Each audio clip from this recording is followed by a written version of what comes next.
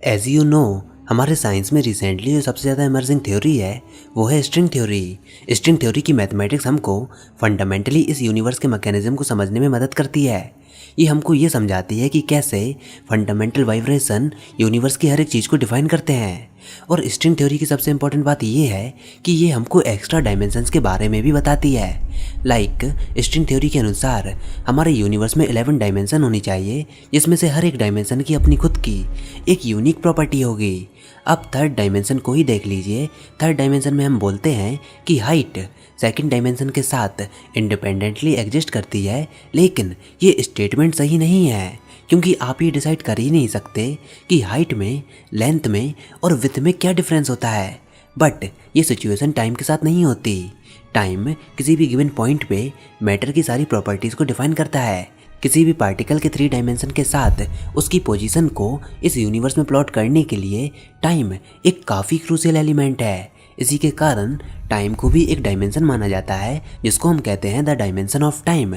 अब इसके बाद अगर हम और भी एक्स्ट्रा डायमेंशंस के बारे में जानने की कोशिश करें तो वहाँ पर और भी कई सारी डीपर पॉसिबिलिटीज़ एग्जिस्ट करती हैं। वहाँ पर चीज़ें और भी ट्रिकी हो जाती हैं। सुपर स्ट्रिंग थ्योरी के अनुसार 5th और 6th डायमेंशन में पैरेलल वर्ल्ड की पॉसिबिलिटीज जन्म लेती हैं। अगर किसी तरह हम 5th डायमेंशन को देख पाते तो हम एक ऐसे यूनिवर्स को देखते जो कि हमारे यूनिवर्स से थोड़ा डिफरेंट है। 5th डायमेंशन में देखने पर हमको हमारी एक अल्टरनेट रियलिटी नज़र आती। और सबसे अमेजिंग बात क्या है कि 4th डायमेंशन में लिया हुआ आपका एक डिसीजन 5th डायमेंशन की हर एक पॉसिबल रियलिटी को जन्म देता है। जब भी आप कोई एक डिसीजन लेते हो तो वहाँ पर 2 पॉसिबिलिटी जन्म लेती हैं। पहली वो, अगर आप वो डिसीजन लोगे तो क्या होगा, और दूसरी वो, अगर आप वो डिसीजन नहीं लोगे तब क्या होगा। जैसे क्लास 11th में आने पर आप ये डिसाइड करते हो कि आप बायोलॉजी लोगे या फिर मैथमेटिक्स लोगे, तो यहाँ पर एक 5th डायमेंशन रियलिटी क्रिएट हुई, जिसमें से एक रियलिटी में आप बायोलॉजी लेकर डॉक्टर बनोगे और दूसरी रियलिटी में आप मैथमेटिक्स लेकर इंजीनियर बनोगे। और इसके साथ जितने भी पॉसिबल केसेस हो सकते हैं उतनी ही पैरेलल रियलिटीज़ क्रिएट होंगी। ऐसे ही 6th डायमेंशन में हम सारे पॉसिबल वर्ल्ड के पैरेलल प्लेन्स को भी ऑब्जर्व कर पाएंगे। हम उन सारे पॉसिबल यूनिवर्स को कंपेयर और उनकी पोजीशन को पता लगा पाएंगे जो कि सेम इनिशियल कंडीशन से स्टार्ट हुए हैं, जैसे कि वो सारे पॉसिबल यूनिवर्स जो कि बिग बैंग से स्टार्ट हुए हैं। इट मीन्स अगर हम 5th और 6th डायमेंशन को कंट्रोल करना सीख जाते हैं, उसमें मास्टर हो जाते हैं, तो हम टाइम को भी मैनिपुलेट कर पाएंगे, हम समय को भी मैनिपुलेट कर सकते हैं। खैर, जितनी भी एक्स्ट्रा डायमेंशंस हैं और उनकी क्या प्रॉपर्टीज़ हैं उनके बारे में हम किसी और वीडियो में डिटेल में जानेंगे। और हाँ, 5th डायमेंशन पर पूरा डिटेल में मैं एक वीडियो पहले ही बना चुका हूँ, तो अगर आप उसको देखना चाहते हो तो हमारे चैनल पर चेकआउट ज़रूर कीजिएगा। बट आज हम डायमेंशन के एक डिफरेंट टॉपिक को कवर करेंगे।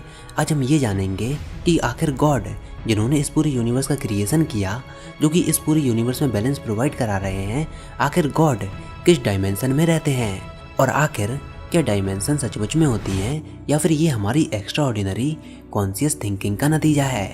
तो दोस्तों, बने रहिए हमारे साथ इस वीडियो में, जिसमें आज हम डायमेंशन ऑफ गॉड को जानने की कोशिश करेंगे। अब इसको समझने से पहले डेफिनेटली हम ये बात तो जानते ही हैं कि यहाँ पर टोटल 3 डायमेंशंस होती हैं, और भी कई सारी डायमेंशंस हो सकती हैं, बट पूरी तरह से हम ये नहीं जानते कि हमारा यूनिवर्स कितने डायमेंशन से मिलकर बना हुआ है। स्ट्रिंग थ्योरी के अलग अलग वर्जन हमको अलग अलग नंबर ऑफ डायमेंशंस के बारे में प्रेडिक्शन देते हैं, बट अभी के लिए हम केवल स्पेस टाइम डायमेंशन को ही समझते हैं। हम काफ़ी अच्छे से केवल 3D स्पेशियल सिस्टम को ही जानते हैं।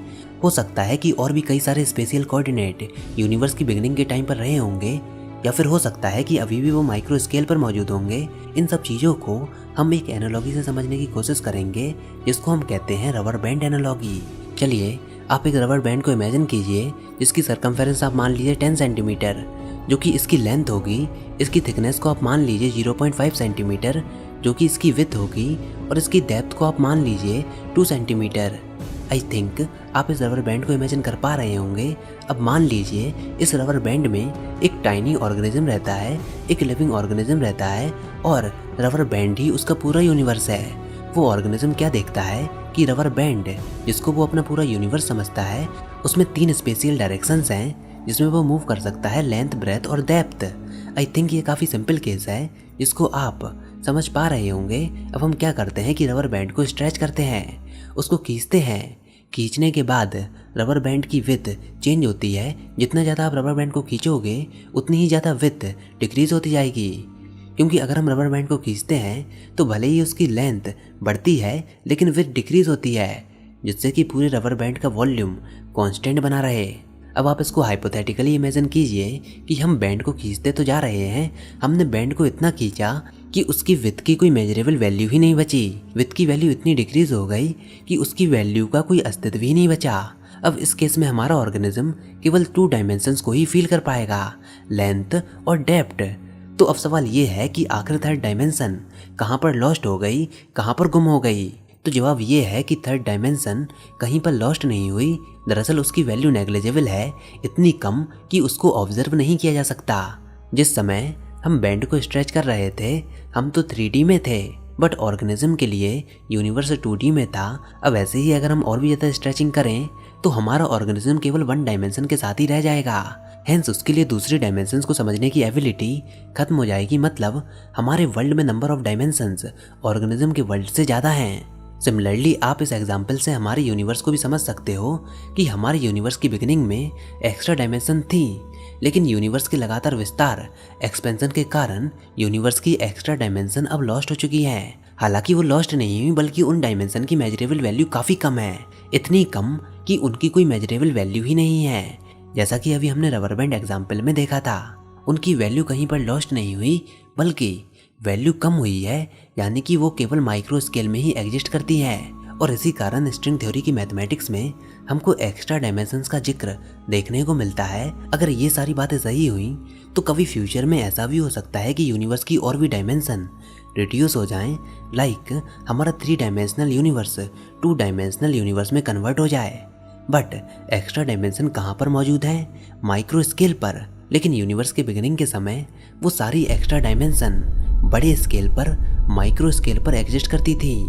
अब गॉड को हम कह सकते हैं एक ऐसे एंटिटी जो कि इस ब्रह्मांड की बिगिनिंग से, इसके अर्ली एजेस से और इसके एंड के बियॉन्ड भी मौजूद रहेंगे। यानी कि गॉड हर एक डायमेंशन में एग्जिस्ट करते हैं, भले ही वो माइक्रोस्कोपिक डायमेंशन हो या फिर मैक्रोस्कोपिक डायमेंशन। तो पर्टिकुलरली ये कहना कि गॉड 10 डायमेंशन में रहते हैं या फिर 11 डायमेंशन में रहते हैं, ये कहना बिल्कुल गलत होगा। दरअसल वो उन सारे डायमेंशंस के बियॉन्ड भी होंगे जिनको हम कभी इमेजिन भी नहीं कर सकते। तो गॉड जिन्होंने पूरे यूनिवर्स का क्रिएशन किया है, या फिर कोई भी एंटिटी जिसने यूनिवर्स को जन्म दिया है, अगर हम उसको गॉड माने तो यूनिवर्स की बिगिनिंग से यूनिवर्स के एंड तक हर एक डायमेंशन में गॉड मौजूद होंगे। और इस फैक्ट के बेसिस पर हम ये कह सकते हैं कि गॉड एवरी डायमेंशन में एग्जिस्ट करते हैं। अब चलिए हम ये जानते हैं कि क्या डायमेंशन रियल क्वांटिटी है। तो सबसे पहले हमको ये समझना होगा कि डायमेंशंस एक मैथमेटिकल कंसेप्ट है जो कि इंसानों ने अपने आसपास की घटनाओं को समझने के लिए बनाया है।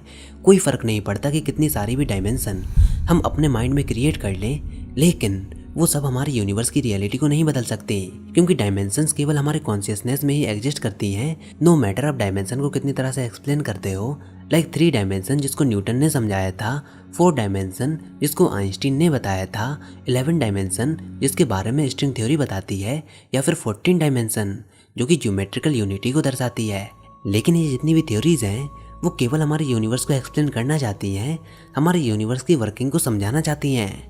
सो अगर हम ज़्यादा से ज़्यादा डायमेंशंस को डिफाइन कर भी दें तो भी ज़्यादा कुछ चेंज नहीं होने वाला। आपकी कॉफ़ी का टेस्ट नहीं बदलने वाला, आपकी क्लॉक्स की रफ्तार नहीं बदलने वाली, यूनिवर्स जिस रेट से चल रहा है सब कुछ वैसा ही रहेगा। बस हो सकता है कि यूनिवर्स की थोड़ी और क्लियर पिक्चर हमको मिल जाए। इसको ऐसे समझिए, लाइक आप पैसों को अलग अलग तरीक़ों से गिन सकते हो, कोई फ़र्क नहीं पड़ता कि आप उसको कैसे गिनते हो। लाइक आप उसको काउंटिंग मशीन से गिन सकते हो, या फिर हाथों से गिन सकते हो, या फिर बाइनरी सिस्टम में गिन सकते हो। लेकिन आप किसी भी तरीके से गिनो, बट अमाउंट ऑफ मनी नहीं बदलने वाली। ऐसे ही आप अलग अलग लोगों को एक सिटी का मैप बनाने को कहते हो सकता है कि सभी के मैप में डेफिनेटली काफ़ी सारे डिफरेंसेस हों, लेकिन उन डिफरेंसेस से कोई भी फ़र्क नहीं पड़ता, क्योंकि आपकी सिटी का व्यू बिल्कुल वैसा ही होगा जैसा कि वो पहले था। आप सिटी के अंदर रहते हो, ना कि मैप के अंदर। बिल्कुल इसी तरह डायमेंशंस भी काम करती हैं। आप डायमेंशन के अंदर नहीं रहते, बल्कि आप अपने एनवायरनमेंट को सेंस करने के लिए उनका यूज़ करते हो, जो कि एक मैथमेटिकल कंसेप्ट है। इनफैक्ट जब हम मैथमेटिक्स में डायमेंशंस के साथ डील करते हैं तो हम n डायमेंशन टपल्स की बात करते हैं। हम मैथमेटिक्स में ये मानते हैं कि इनफाइनाइट नंबर ऑफ डायमेंशन हो सकती हैं। इनडायरेक्टली हम ये भी कह सकते हैं कि गॉड ने डायमेंशंस को नहीं बनाया, हम इंसान ही हैं जिन्होंने अपने एनवायरनमेंट को सेंस करने के लिए, यूनिवर्स को समझने के लिए डायमेंशन जैसे कंसेप्ट को जन्म दिया। तो फिर ये सवाल कि गॉड किस डायमेंशन में रहते हैं, ये सवाल ही गलत है, क्योंकि इसका जवाब हम नहीं दे सकते। सो एट द एंड हमारे पास यूनिवर्स की कोई भी अल्टीमेट इमेज नहीं है। ना जाने फ्यूचर में यूनिवर्स को समझने के लिए हम कितने और एक्स्ट्रा डायमेंशंस के कंसेप्ट को ले आएँ। तो फिलहाल आप बताइए आपका इसके बारे में क्या सोचना है। आई होप आपको ये वीडियो ज़रूर पसंद आई होगी। अगर ऐसा है तो इस वीडियो को लाइक कीजिए, अपने दोस्तों के साथ शेयर कीजिए, और अगर आपने हमारा चैनल अभी तक सब्सक्राइब नहीं किया तो इसको सब्सक्राइब कर लीजिए ताकि आगे आने वाली कोई भी वीडियोस और अपडेट्स आपसे मिस ना हो पाएँ।